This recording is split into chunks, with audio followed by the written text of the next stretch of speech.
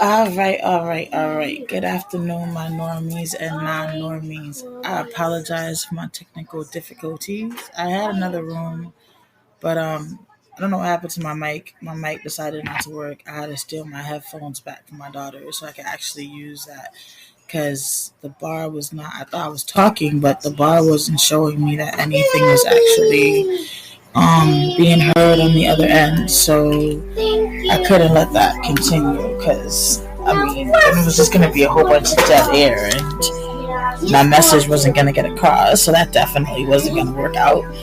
And I let go. And I was already taking a long time to already get my, energy and aura and mind frame on doing this live because I'm trying to get accustomed to do one live a week and one pre-recorded a week because I'm more comfortable with the pre-recorded than I am with the live. I'm not sure why. I don't know why. It makes a difference for me, but it does. I can go and record anything and put it up, and it's not like I edit because I don't edit, so I just don't understand why my brain has difficulty with live. It has a very hard time with live. I don't know if it's because I know that on the other end of that screen people are real time listening, real time paying attention, real time watching. I don't know. I think that's probably what it is, but I'm way better at recording than I am at going live. So I had to get my YouTube up to record because I haven't put up any content, anything up. I haven't been feeling good. Like I was stating for YouTube, like that fall that I did a couple of weeks back was a little bit more than I actually thought it was, and the pain is unbearable. I've already switched positions like probably 6 times in the last 27 minutes I've been recording with them. I just can't find a comfortable position that I can stay in and bear, that position. I literally just switched to this position and I'm already rocking back and forth because I can't take it. I can't take it, which in a way I'm kind of happy I have the headphones because if I would have had the microphone it would have been a little more difficult for me to actually move. But alright, so the topic. So I put up here parenting and mental illness and everything underneath the sink. I woke up yesterday with, man, that's what I want my topic to be. Why? Because whenever I talk about parenting and whenever I talk about mental illness, it is really, really difficult to just pinpoint like one scenario or one topic or just to stay on one simple thing because it can carry you from this to that, or this and that can be related to each other because it can cause a trigger. So I woke up and I was like, maybe I won't feel so bad or feel like my brain is going left and right and up and down if I just put everything underneath the sink. Yeah. Sorry, y'all, YouTube, I forgot y'all was watching. My bad. If I put everything underneath the sink, like, I wouldn't feel like I'm taking my viewers from Africa to Australia to Alaska to Puerto Rico to then Jamaica to the Dominican Republic. You know what I'm saying? Like, I won't feel like I'm just taking y'all everywhere and then bringing y'all to places where you're sitting here like, so what do they have anything to do with each other? Like, it would make more sense to you guys. Because what makes it difficult for me is my brain sees the connection in things. And because it sees the connection in it, it'll be like, okay, you just told this story. You just talked about this scenario and this situation. So let me pull this one out the memory bank over here because this is related to it. And I may see the relation to it, but you don't. You know what I'm saying? And I may have just thrown you off for a second in a loop, and you're sitting here like, wait, hold on, you can't just take me to Jamaica when you just have me freezing in Alaska. Like, how you just gonna fly me from Alaska to Jamaica? I ain't ready yet. I'm still freezing. Like, you about to give me some pneumonia. Like, what are you doing? I don't even have the You know what I'm saying? That type of scenario. So I'm not trying to do that. I want to make sure that when I am on here live or even pre-recording, because see, with the pre-recording I can breathe for a second, I can pause for a minute, like the recording if need be, and be like, think Lynette, what was you saying? But I really don't pause it. I still have those moments on, you know what I'm saying, because I want you guys to see that. I want you guys to see the moments as well, because some of it is neurological. It does come from whatever I have going on right now. And I know the mental health can play a part in it as well, because my ADHD mixed in with everything will race 1,000 miles quicker than what my mouth is moving. So I'll think I have said something already, and then I'll go to tell it, and I'm like, wait, didn't you just skip this? And then my head, I'll be like, wow, nice going, Lynette. You just jumped this step and went there. But if you tell them now, it's going to be confusing. So, like, you got to omit this or, like, try to fit it in somehow. And my brain will then start confusing me, which in the middle of talking, I'll start to forget what I was saying because I'm internally trying to fix my error. The beautifulness of the mind, I guess you can say. I was going to say something that was not going to make sense, and I caught myself. It is hard to be me. With this brain thing, man, it's bad enough that I always had why am I going to have speech issues right now? It is hard that I always had to stop and think as slow as possible because my brain was always racing with my ADHD. But you add on now this neurological thing, oh my God. And it just it is so frustrating and annoying, especially when I'm parenting. It is very frustrating and annoying because it'll cause a trigger sometimes, and then here goes the whole downhill. I'll start stuttering.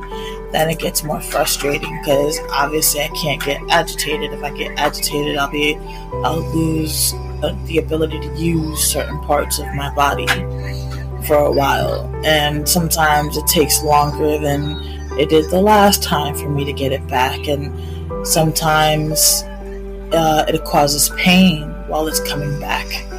And it's something that I try to avoid. But with the neurological thing, man, listen, I ain't got no control over that. Sorry, I had to take a sip. Viva brought me a soda. I need to move myself, you guys. I need to get comfortable somehow. How can I do this? Okay.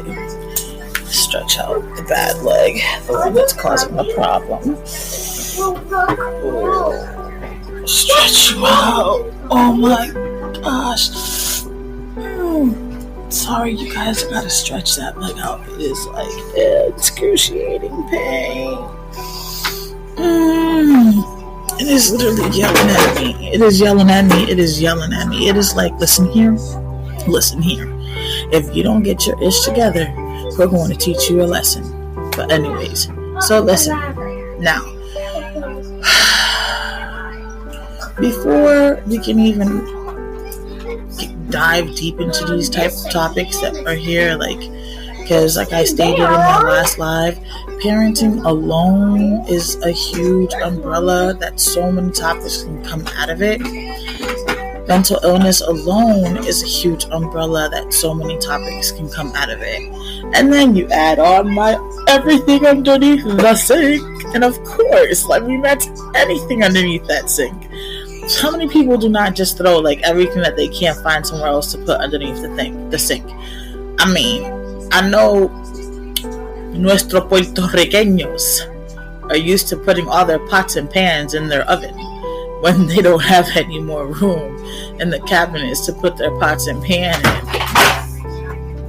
So I also know that there's a couple of other people, that I've known growing up, that they've done this with, the bottom of their sink. They'll put pots, pans, or they'll put cleaning products.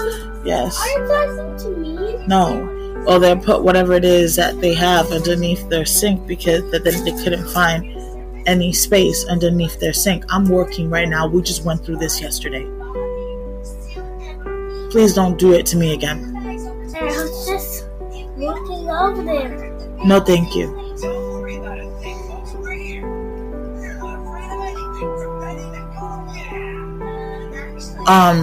So there's some people that they just, throw whatever they have that they can't find a home for underneath their sink. So that's why I said, let's just talk about everything underneath the sink. Now, just like my little one that right now wanted to try to interrupt. Yesterday, we went through this. I was trying to record a live. I was already not feeling well. I was really not feeling good. Energy-wise, body-wise, everything was just hurting. And I'm letting her know, okay, I'm trying to do a live because I want to get over this live thing. I'm trying to break myself out of feeling uncomfortable with talking live with you guys, because I want to be able to have those live interactions. I want to be able to talk to you guys. I want you guys to be able to talk back to me in the live moments. If I have these opportunities of being able to do this, then why not take advantage of them? If somebody needs to be able to chat or wants to be able to vent or needs advice or wants a suggestion. I have so many tips and so many things. I have so many things in my knowledge noggin, okay, that I can share. And I don't mind certain things, though. I do feel like it's content that I should use for investment, because it took me years of experience to get it, or hard work, tears and sweat to get it. And other content I just feel like I would give for free because it's just common sense, or it's just, there's no need. It's just something simple, something that I would just basically give anybody else that's around me. So why would I not just give it to anybody else over the waves, if that makes sense? So if I wouldn't charge anybody that's around me for it, then why would I charge people around over the waves for it? Whether I know you or not, it doesn't make a difference. If I'm not going to charge somebody that I know for it, then I'm not going to charge somebody that I don't know for it. But I have a lot of knowledge in my noggin.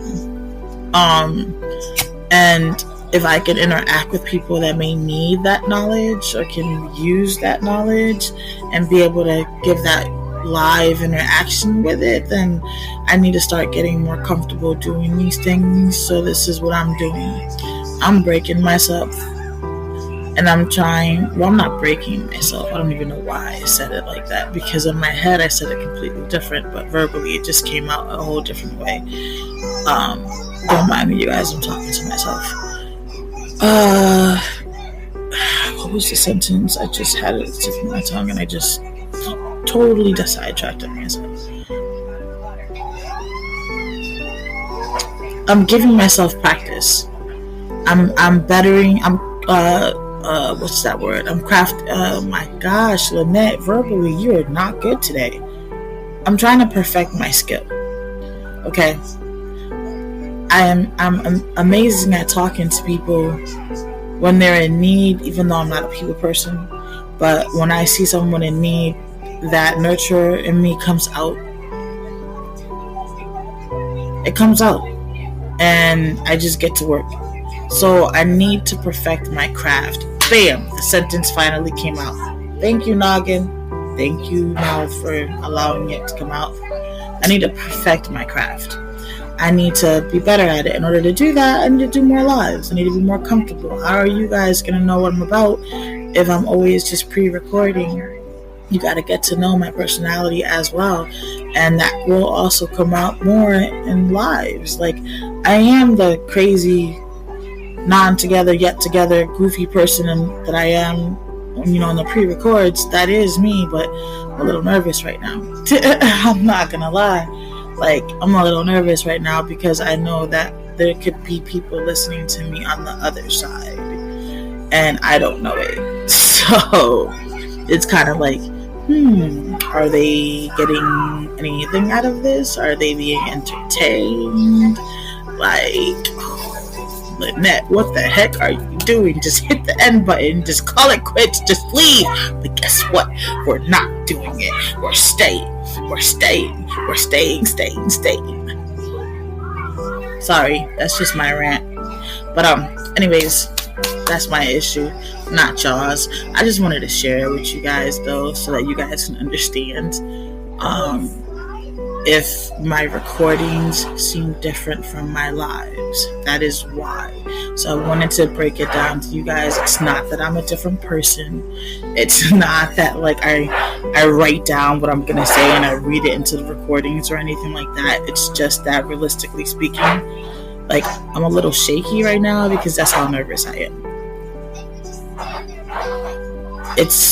I get nervous when I have to express my feelings to people.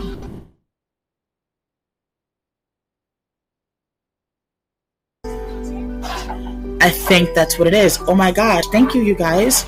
Y'all helped me out. You guys helped me figure this out. I mean, I helped myself, but you guys helped me figure this out. I think that's what it is. That's why I get nervous when I do the lives. Anytime I have to express my feelings to anybody, anytime I'm speaking for myself, advocating for myself, I tend to get nervous because unfortunately, due to my upbringing, I wasn't allowed to advocate for myself. I wasn't allowed to have a voice. I wasn't allowed to speak for myself. I wasn't allowed to express my feelings or my emotions. So whenever I would attempt to do so, they were always shut down and they weren't taken into consideration. Like, well, can you not do that because it sounds too loud? They weren't taken into consideration. They were always shut down, and I was always left feeling naked, and it always made me feel like I was worth nothing.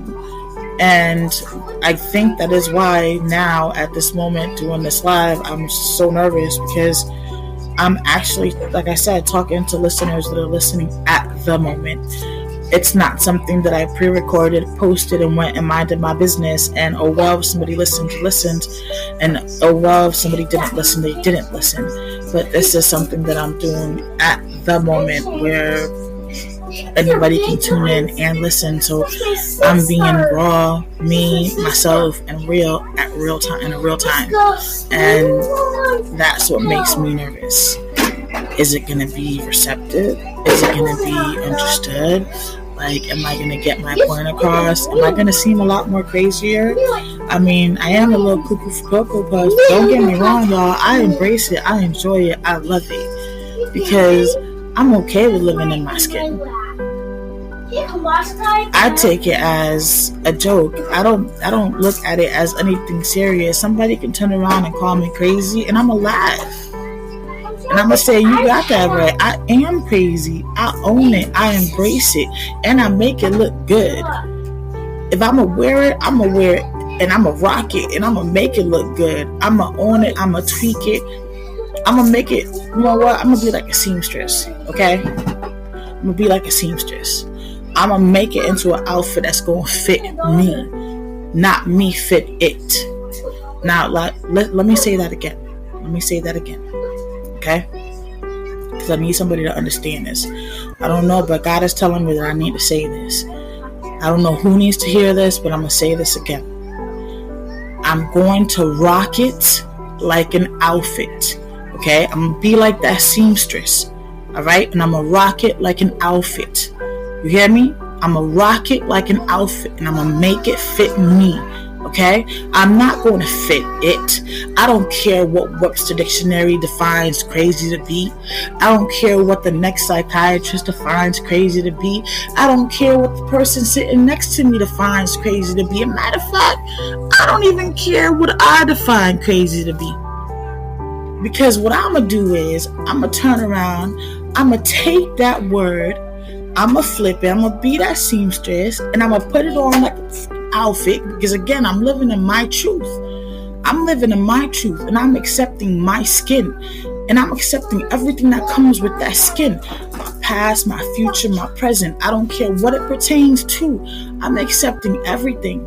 Okay? In order for me to move to my future, in order for me to be the best me I can be, you feel me? And in order for me to fall forward and not backwards, I'm living in my skin. I'm living in my truth.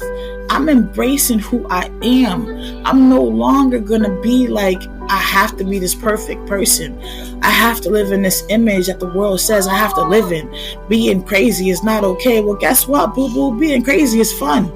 Being crazy is cool. Being crazy is whatever I make it to be. Guess why? Because I'm the one living it.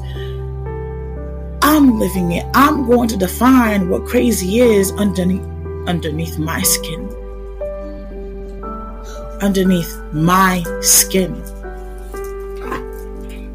Underneath my skin. You want to know why? Because a man, a human being, whether it was a man or a woman, I really don't know, so I can't say a man, but a human being was the person that gave the definition of crazy. A human being was the one that said, this is what crazy is, this is what crazy does. Okay, so who is to say that your definition of crazy is not what crazy is? Who is to say that how you live is not what crazy is supposed to be? You're going to take what another human being said that probably did not even have anything to do with a crazy, never in their life lived with a crazy, did not know what a crazy actually went through, was just another human being that learned from another human being, that learned from another human being, that learned from another human being. And don't get me wrong, I don't have nothing wrong with doctors. I'm not saying there's anything wrong with that. So don't get it twisted, because I go to the psychiatrist, I go to therapy, I do all of that, but I don't rely on them. Why? Because the best person to know what's going on with you is you. The best doctor that you can have is you. So that best doctor that can be on your team with your doctors is you. And that primary doctor that can catch everything that's going on, that can actually let your doctors know, hey, this is working, this is not working, I don't agree with that treatment, yes, I agree with that treatment, no, you can or can't do this, is you. Not no other man that learned from another man, that learned from another man, that learned from another man, that learned from another man, that learned from another man. No. You're the person. And mind you, now that I brought that up, right? Sorry, I gotta move again. This leg. Ouch. Now that I brought that up, it's not like, we normies and non-normies get to really go and become psychiatrists and things like that. But if we did, we would have the ability to really understand each other so much more. We would have the ability to have that empath that we need to really get us to the next level. Why? Because we lived, we walked. We may not have walked the same exact shoes, but we've walked a half a mile in your shoes. We've walked a quarter in your shoes. We've walked a third in your shoes. Something that maybe that previous doctor never walked. That previous doctor doesn't even know what the path looks like. Doesn't even know what the path entails.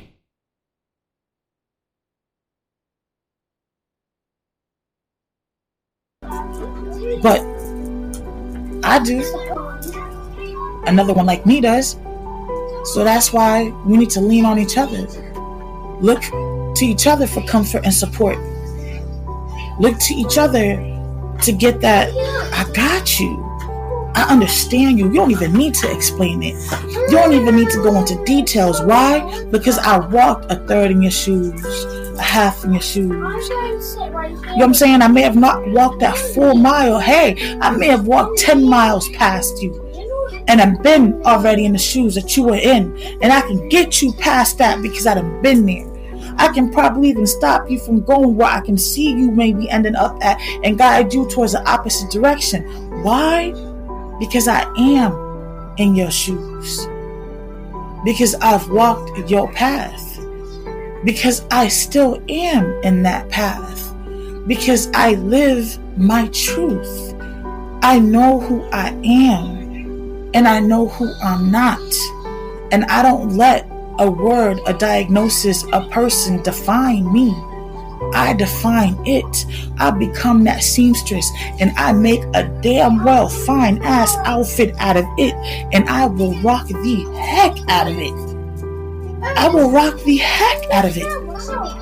And I don't care what anybody got to say. I don't care what nobody got to say. Why? Because how does it benefit me worrying about what the next person got to say? For all I know, they fighting their own demons. Stop it. For all I know, they coming for me because they fighting the same demons I'm fighting. And they just picking on me because they're afraid that their demons are showing. And they're afraid that I'm realizing that they got the same demons that I do. I don't know. But all I know is it don't matter.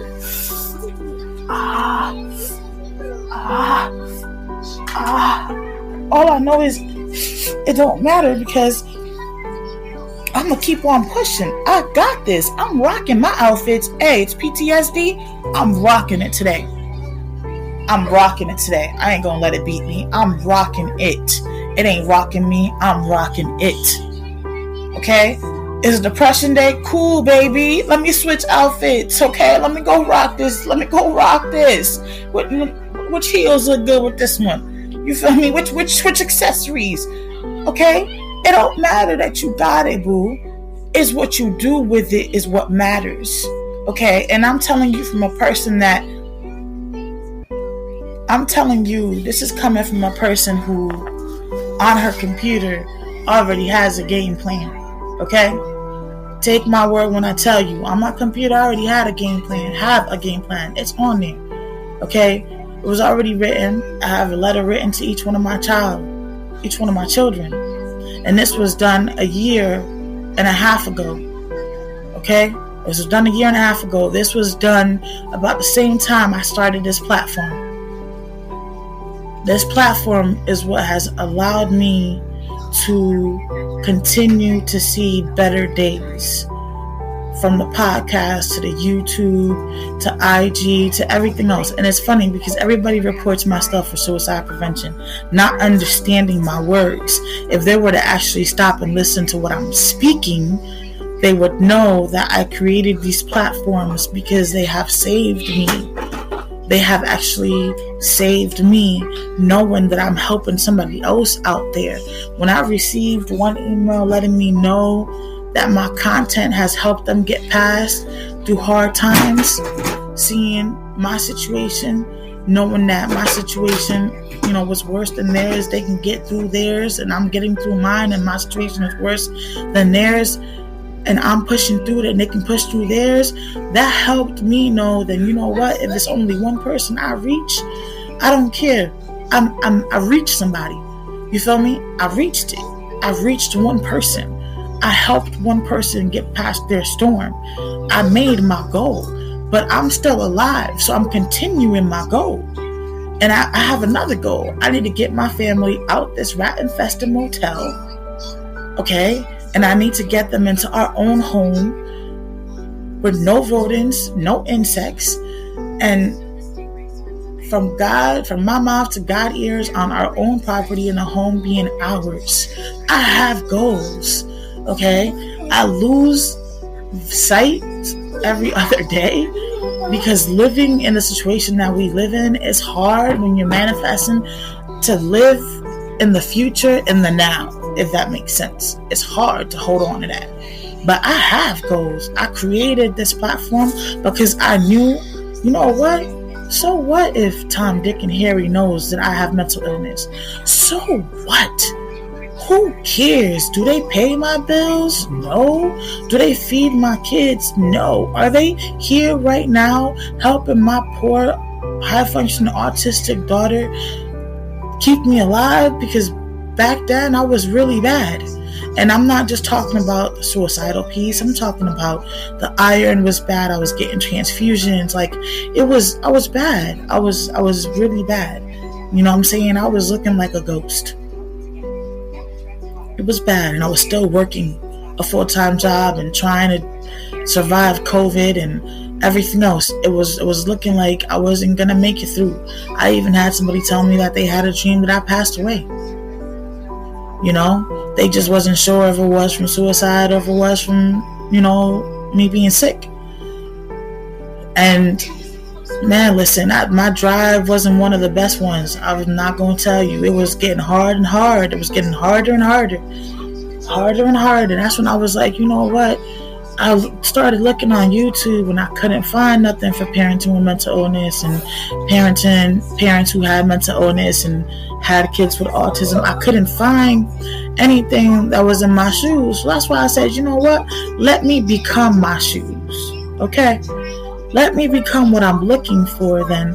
Let me hold myself accountable and let me become what I'm looking for. If I can't find help in what I am looking for, then I'm going to become that help.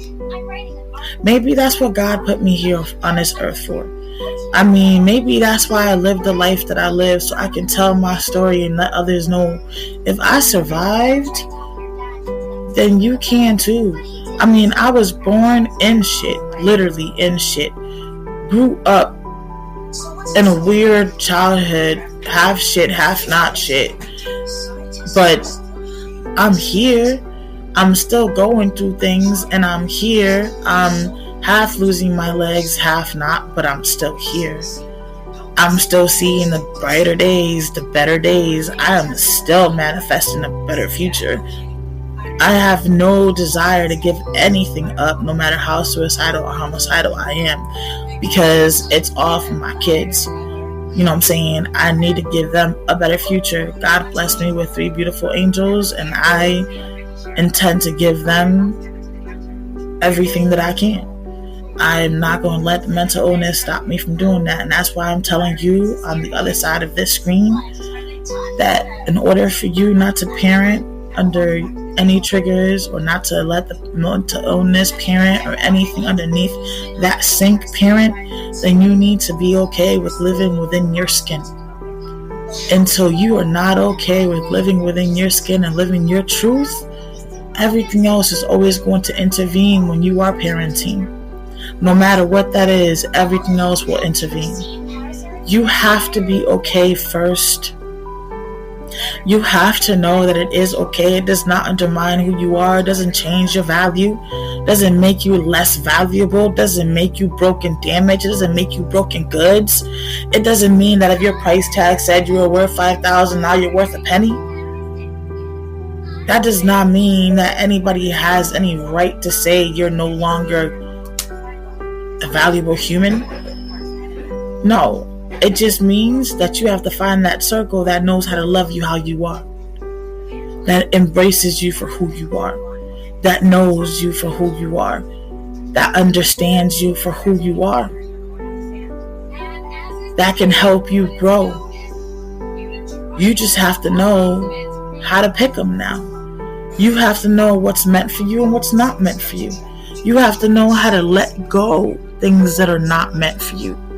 You have to know how to say, hey, this ain't for me. And it's all right, because not everything's meant for everybody. It's time for me to move on. I need to grow. Hands down. Hands down. It's that simple. But you have to love yourself enough. You have to be able to live in your truth. You have to be able to understand you enough. And that takes time. And that takes time. And you have to have patience with yourself. You have to understand yourself for real, for real. Like, I've been doing the mood tracker every day, and I've been able to see my mood tracker only has it for once a day. But I think I'm going to create my own version of a mood tracker. And I want to actually create my mood tracker at least 3 times in the day, because my mood changes more since my bipolar and because of my PTSD and my anxiety. And due to these rats, my mood does change. So I feel like personally in my shoes and in my situation, I would track my mood 3 times a day instead of once. Because sometimes I'll wake up one way, and then in the middle of the day, I've noticed recently, that my mood will switch up. And then I've noticed, due to my anxiety of these rats, as soon as it starts getting dark, my mood switches up again.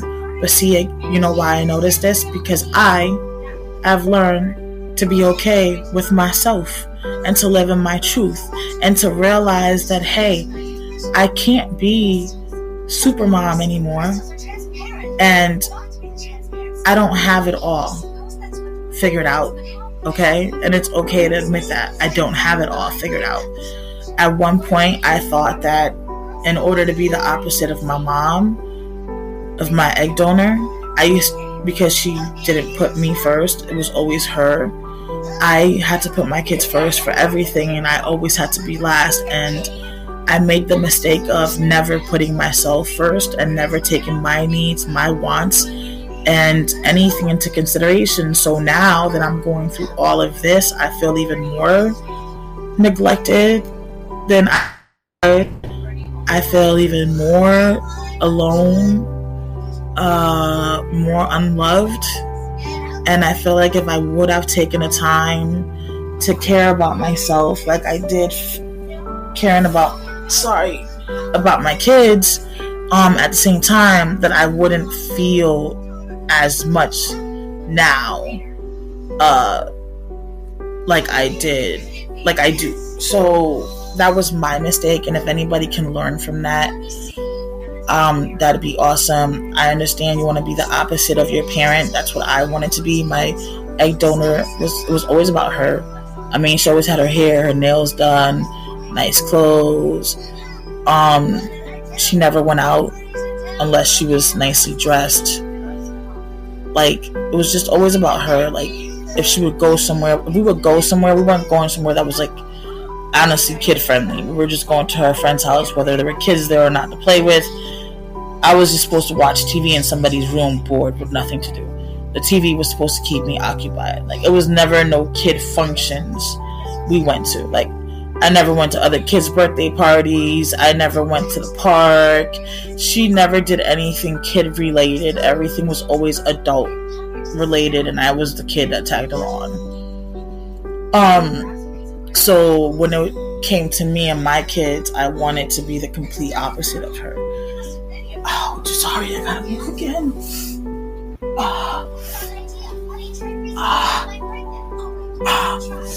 I wanted to be the complete opposite of her. So I don't know, I just blanked out and forgot all about me, and I guess my mind and everything else just couldn't take much more, and I started having my little breakdowns, and I still have them now, but I've started to realize a lot of my meltdowns now are kind of like, well, what about me? You know what I'm saying? But when is it going to be my time? But why are my feelings not relevant? Why are my emotions not relevant? When is it going to be my time? You know, when is it my time to shine, my opportunity, my chance?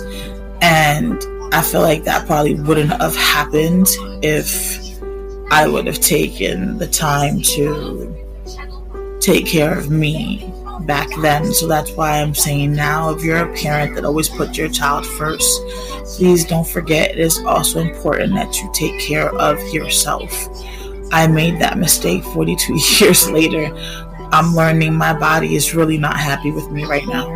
Like, it's really not happy with me right now at all, in no shape or form. My mind is definitely not happy with me. I could have avoided so many scenarios if I would have also taken care of me when I was taking care of the kids. Hold on, take a sip.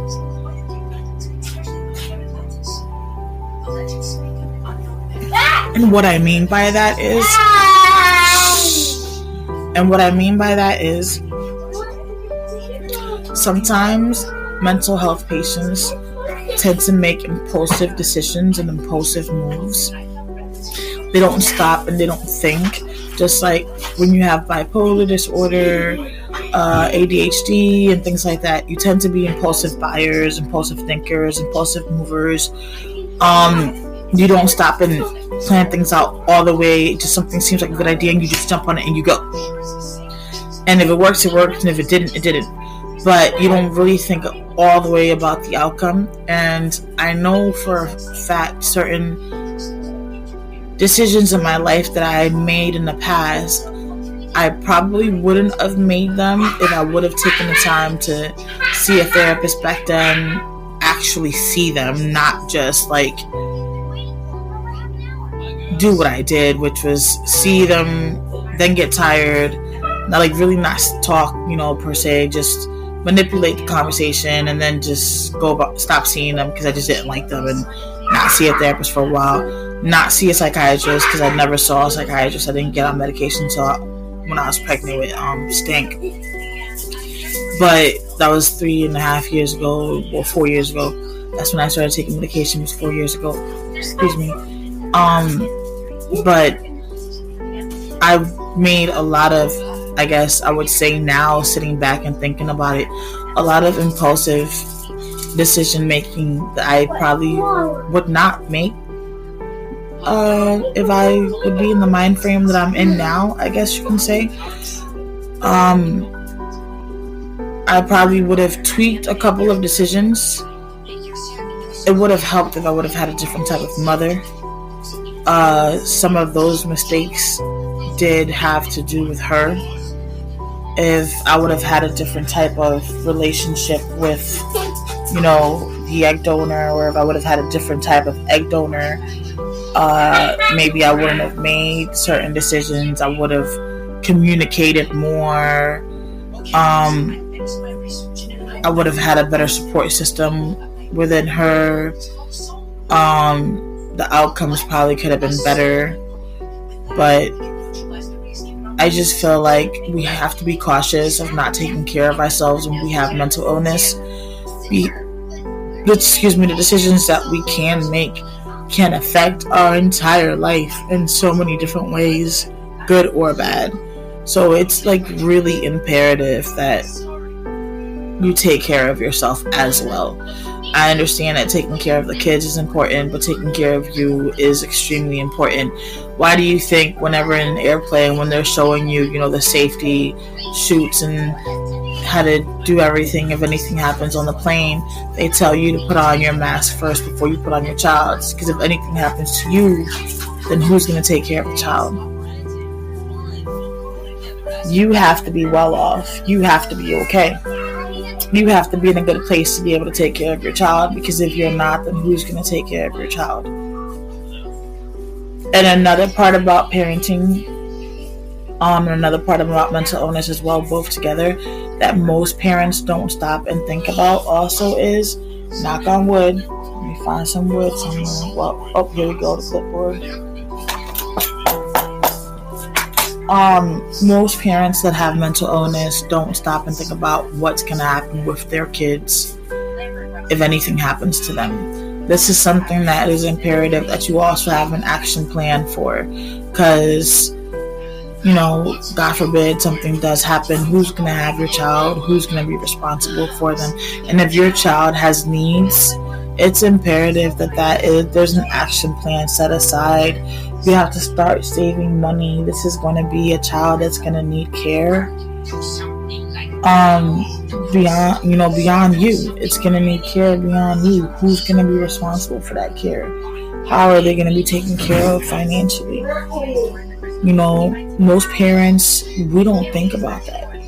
We worry about it while we're here. But what about when we're gone? Are they going to become a burden of the state? Are they going to become a burden of somebody else? These are things that I've never heard other people mention, even people who don't have anything going on. Most parents don't want to think about that, but realistically speaking, when it comes to our situations, we should think about that, because you never know.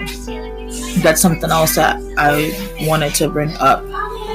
Especially since I brought up the reason why I started the platform. I just thought they went good, well together, because I did leave, like I said, it's on my computer. There's a whole plan on there, and then part of that plan, was a plan of what was going to happen with my kids. But I also have a plan for the live version, if that makes sense. So I didn't, even though I was not in a good space mentally, and I had this game plan on the computer for, the other outcome, I also still have and had, because it was then and now, I still have and had a game plan for this outcome.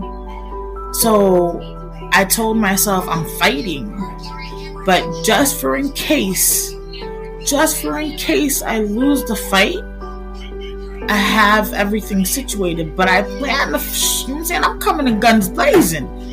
I'm not, my daughter asked me, "Mommy, don't give up."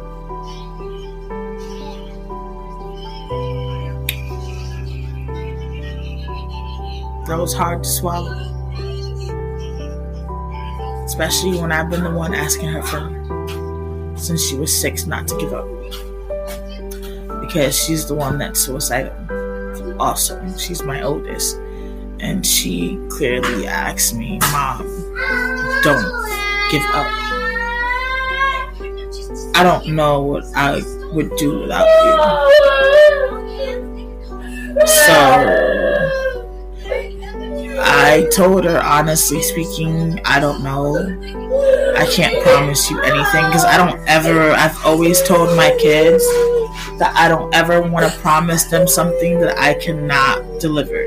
Like, I am never going to promise my kids something and then know that I'm not going to get it to them, or know that I'm not going to set my kids up for failure ever. Like, I cannot be that person that broke their heart because they didn't keep their word. I don't lie to them. That was done to me. Like, I can't do that. I know the damage that causes. Please just don't. Okay, let's just leave it at that. I know the damage it causes. So, like, don't lie to your kids. Just try to be as honest as possible. And if you're not going to come through with something, then don't promise it. Because that's where the mistrust and the trust issues come from. I have no trust in nobody. Nobody. I trust no one. I trust no one. The closest things to that I trust are my kids, and I don't trust them fully. That's how badly damaged I am. Because I was always promised so many things and nothing ever happened. From the woman that gave birth to me to the people after her, like, I was always told I can count on this, I can count on that, I promise this, I promise that, and look where we are now. Also, like, still to this day, there's a lot of promises and nothing has happened. Nothing has occurred. We're still in a situation that we're in. I'm trying to do the best that I can with what I have. And unfortunately, all I have are my platforms. That is it. The only people that I can ask for help are my platforms. And I don't want to ask my platforms for help. I tried that already in the beginning and it didn't work out. So I'm not gonna. I have, again, trust issues. I already tried once and it was ignored. So why would I put myself out there again? But I don't have the ability to trust like I should.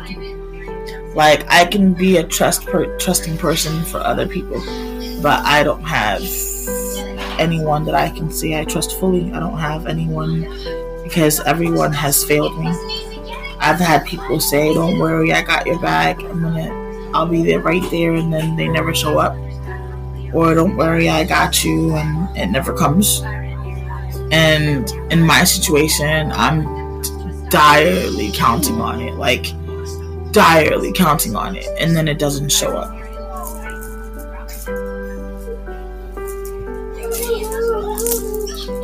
That just leaves me like, what the hell? What do I do now? So I just, don't do that to your kids, people. Let's not do the trust issues. Like, let's not lie, but man, listen, I trust no one, yo. Trust is imperative. It is very imperative. You must also trust yourself as a parent as well. I started trusting myself as a parent not too long ago. I didn't trust myself as a parent because I was too afraid that I was damaging my kids, and I was too afraid that I was harming my kids, and I was too afraid that I was like the worst mother in the world, and I was too afraid that why, like, how could I be entrusted with 2 special kids? Like, don't get me wrong, all 3 of my kids are special, but I meant with 2 kids that have autism and mental health at the same time. Like, why? Like, at first I was like, what about me made me special to have that? Like, I am just a person who's broken, who was brought into a broken home, broken household. Like, I've been through heck and back. Like, why would I be blessed? Like, why? And then it took me a long time to just start trusting myself. And I've gotten to a place where I trust myself parenting now. Like, I listen to myself internally when I tell myself, shut up now. And I shut up. Because sometimes I'm triggered and I don't catch it before I start talking to my kids, or I won't be triggered when I'm talking to them, but something in the process of parenting will trigger me. And the moment that I catch it and my inner self tells myself, shut the hell up now, I will stay quiet. And I know that I somehow am triggered, or something happened where my self-conscious took over, and I'll basically just end the conversation, replay everything in my mind, and I'll sit down and have a conversation with my kids. I talk to them about my conditions. We talk about my diagnosis. We talk about everything. I don't sugarcoat anything in order for them to understand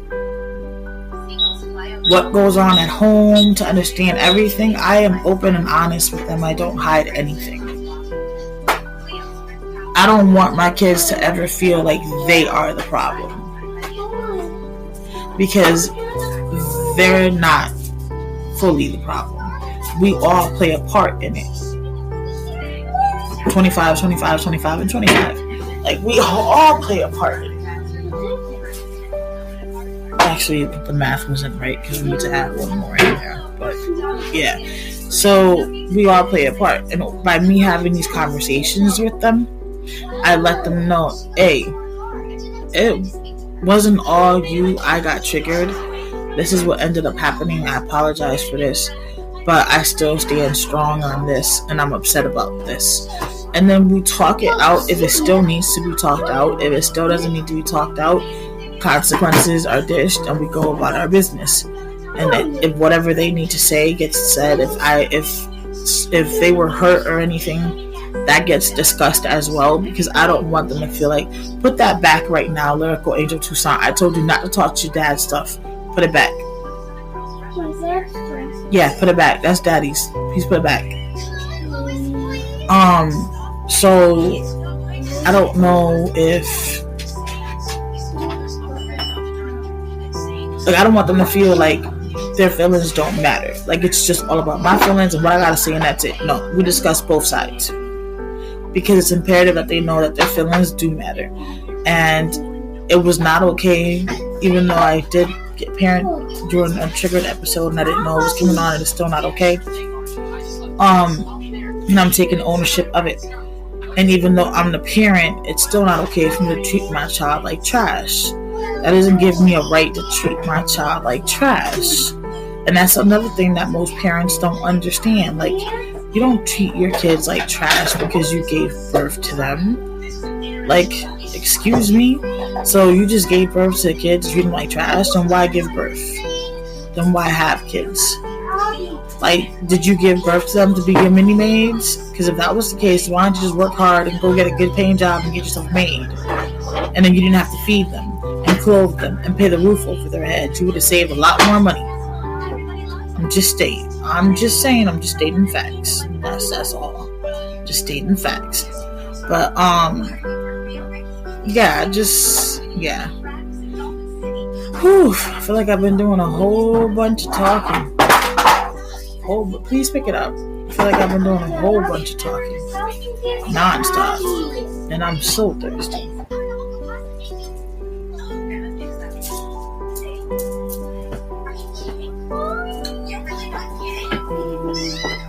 Another piece is, you can probably catch a trigger when you're parenting if you try to parent without yelling.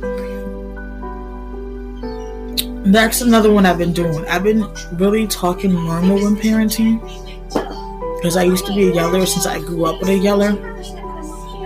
And when I start catching myself, my voice getting louder and louder, I start to catch myself. Nope, you're getting triggered, Lynette. Bring it down. bring it down. Oh. Start saying my affirmations in my head. Start letting myself know you cool, you copacetic, you alright, you cool, you copacetic, you alright. Bring it back down, rear it in. And if I'm able to bring myself in, then I keep going. If I'm not, then I just stop. And I tell the kid, just whoever it is, just go in the other room, just give me a few minutes. Since, we are in a motel, it's only 2 separate rooms, so go in the other room, give me a few minutes. But sometimes a 3-year-old can listen. She keeps trying to protest it. But go in the other room, just give me a few minutes, and then I'll take a few minutes to bring myself back. I'll replay what I've already said, and then I'll figure out a different game plan, a different approach so that I don't get triggered. And then I'll try to finish my parenting. If I feel like no matter what I do, I'm going to continue to get triggered, then I try to find a different, whole entire method. If I feel like what I've already said has already clearly stated what I needed to state, then I leave it at that. I just dish out the consequences and we're good to go. Because I didn't say anything that was damaging or harming. I didn't have anything to apologize for. I caught it before it became anything. I've been working a lot on that, but in order to do that, I learned that I have to parent while talking at a regular tone, especially when you have autistic kids. They don't like the loudness. They don't like the anger in your tone. They don't like to hear anybody yelling or screaming. So I started to realize you cannot be that woman. You said you don't want to be that woman. This is one of her traits. So you have to start letting it go. I know it makes you feel comfortable. Because this is what you were accustomed to, but this is something that does not work no more. And if it's going to help you realize that you're being triggered, then you need to start learning how to parent talking regular like I'm talking right now. And it's usually what I do, and it's worked for me. It's helped me. Once I start realizing, oh wait, hold on, I'm getting a little agitated here. Something's wrong. And I'll literally shut up. I'll be in the middle of a sentence and I'll stay quiet. I don't want to parent. I don't want my mental illness to parent. I want to parent, not my mental illness. I want to be the one to parent. I don't want my PTSD to parent, my bipolar, my OCD, my anxiety. I don't want nobody else to parent but me. I want my kids to know why I'm upset. I want my kids to know why they're in trouble. I want them to understand. And if they don't, I want to be able to communicate that where they can understand it because of their autism or their mental illness or because she's 3, whatever the case may be.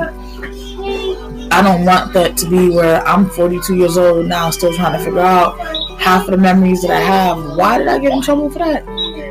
Why did I get yelled at for this one? Why did my ass get badly beat for that? I still don't even remember. I remember a lot of this stuff, and I still don't know to this day. I be replaying it sometimes when I'm having these conversations with you guys, and I be thinking about stories and stuff. I be replaying, ouch, in my mind, why did I get in trouble that day?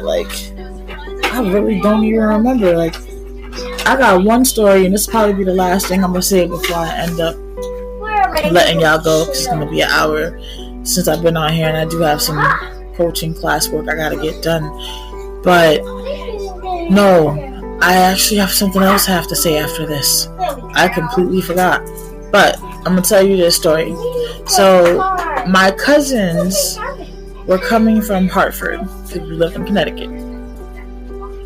So they were coming down to visit from Hartford, and if I'm not mistaken, this was during the summertime. So me and my cousin, we were outside. We used to live in Connecticut Ave in Stamford.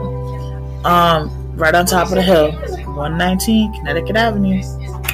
So it is. We used to hang out in the parking lot. So we were hanging out in the parking lot.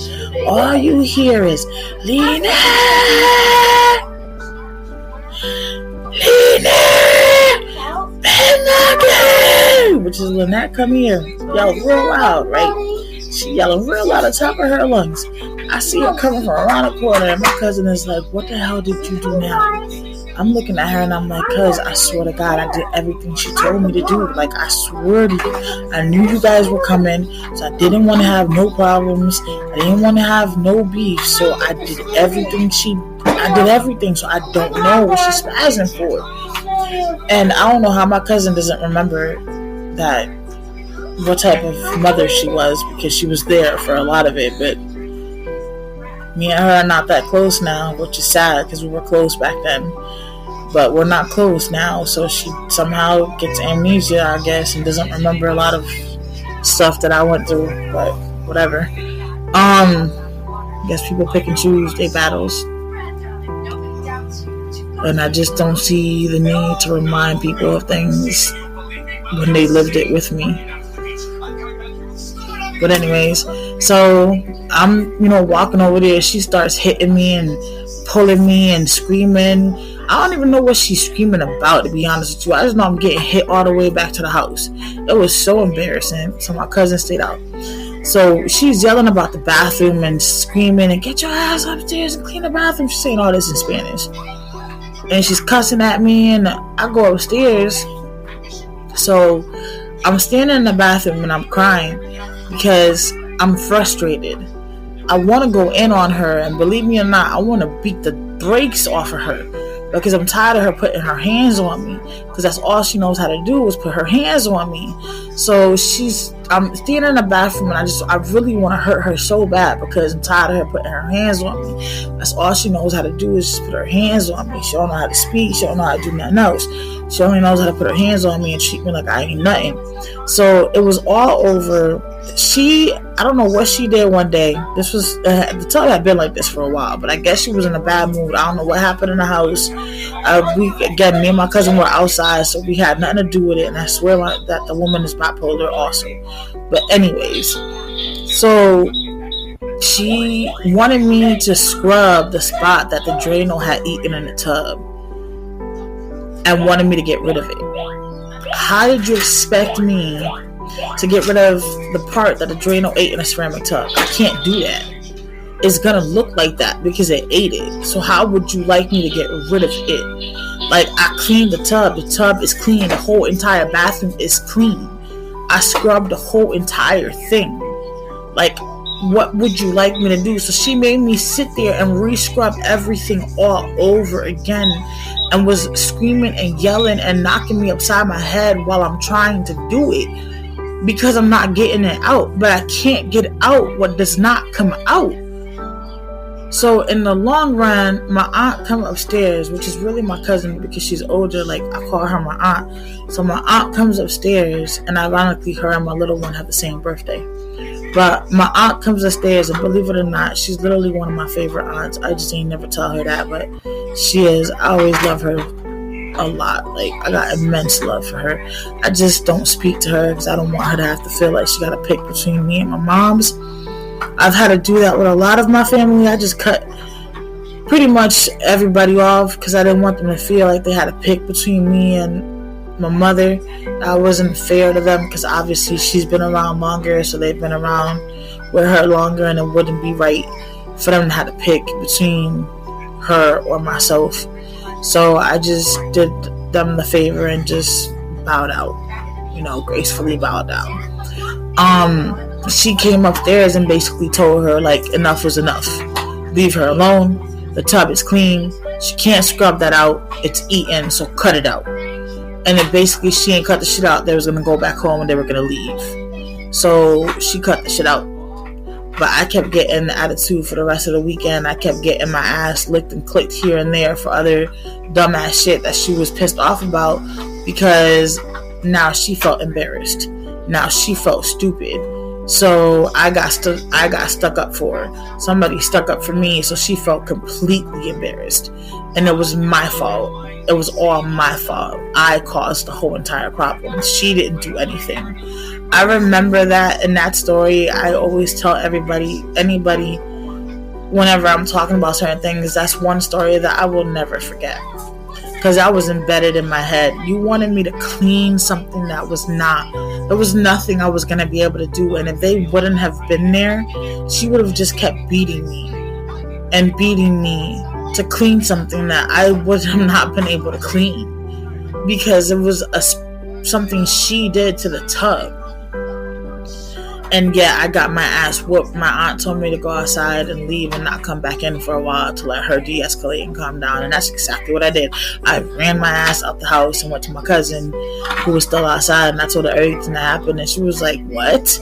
She was like, but Lynette, I was like, I know. So I don't know. But I don't know how she just... It'd be nice if anybody in my family would just remember how my childhood was for me, that was there, and would actually say, hey, I got you. I got you. Because I remember. But nobody seems to remember.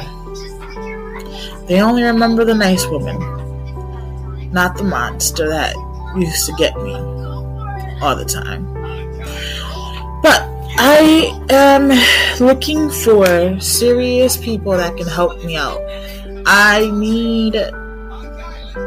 I'm looking for, I think, like 2 or 3 people. I'm not sure for how many in reality, but I am in the middle of taking my dual health and life coach certification, and I need someone that is willing to let me do the coaching, pretty much,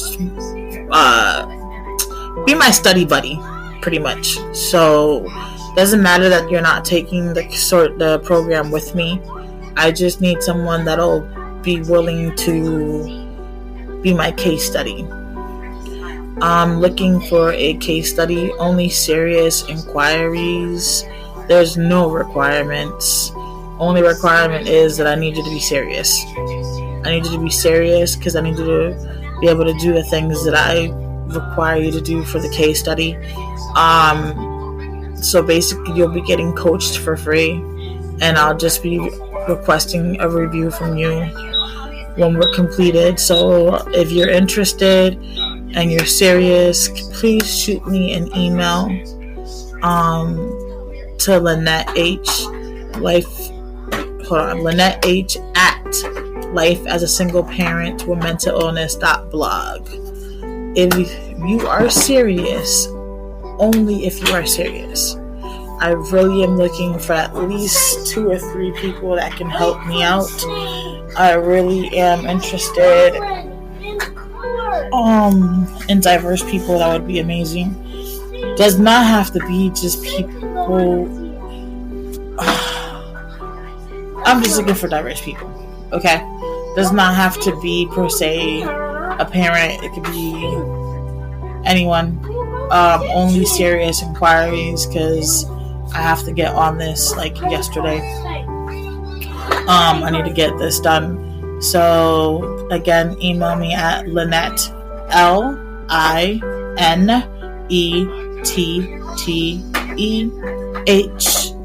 at lifeasasingleparentmentalillness.blog. So I'm going to spell it again for you. Love, Igloo, Nancy, Edward, Tom, Edward, Harry, at lifeasasingleparentmentalillness.blog. I'm looking for some case studies. I need about 2 or 3. If you're interested, shoot me an email and I will let you know what it consists of. It'll probably take 2 hours a week, depending on what the assignments are. 2 or 3 hours a week, if that. Availability at any time if possible, because my availability is open. That's about it. And just be willing to transform your life and see how it goes. Alright, you guys, this is where I'm going to end the podcast. I definitely hope that you guys have an amazing day. Please make sure to make today count, for tomorrow is not promised to anyone.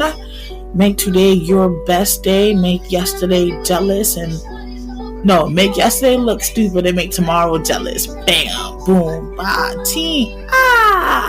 Let's make it amazing. All right, enjoy the rest of that day and get back to work if you are not already. Deuces.